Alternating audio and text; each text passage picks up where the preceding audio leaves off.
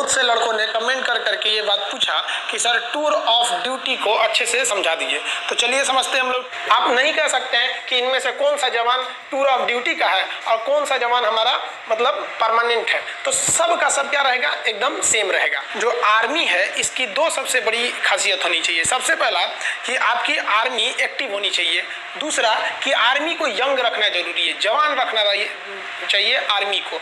इसलिए आर्मी के जवानों को बहुत ही जल्दी रिटायर कर दिया जाता है और रिटायर के बाद उन्हें पेंशन भी दिए जाते हैं।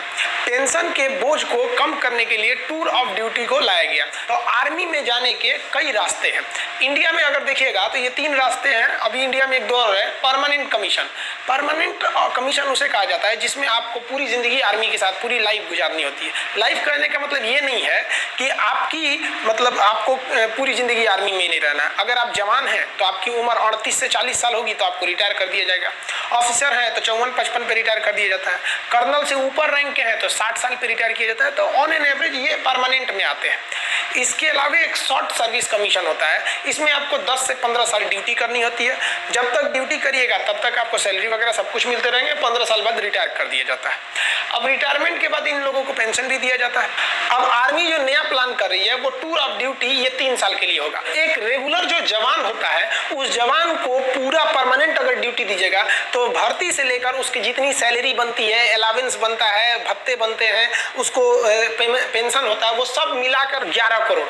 और अगर यही जवान अगर हम टूर ऑफ ड्यूटी के तहत लेते हैं तो 3 साल का है तो 3 साल में आप उसको कितना अलावेंस दे दीजिएगा, कितना खर्चा कीजिएगा। आप पेंशन का तो बवाल ही नहीं है। तो टोटल 90 लाख खर्चा आएगा। तो हम यहाँ कैलकुलेशन इजी करने के लिए 1 करोड़ लिख दिए। जो रेगुलर जवान है वो 11 करोड़ और जो टूर ऑफ ड्यूटी पे आ रहा है 1 करोड़, यानी एक जवान पर कितना बचेगा, हमको 10 करोड़ बचेगा।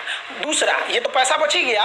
दूसरा ये जो फुल समय ड्यूटी करेगा, जैसे मान लीजिए कि हम ही आर्मी में भर्ती हो जाए तो अभी हम अच्छे से ड्यूटी कर सकते हैं, लेकिन 10 साल बाद क्या बुढ़ा जाएगा आदमी, अच्छे से नहीं ना ड्यूटी हो पाएगी, उतनी बेहतरीन ढंग से नहीं हो पाएगा जितना कि यंग आदमी कर सकता है। तो इससे डबल फायदा टूर ऑफ ड्यूटी से।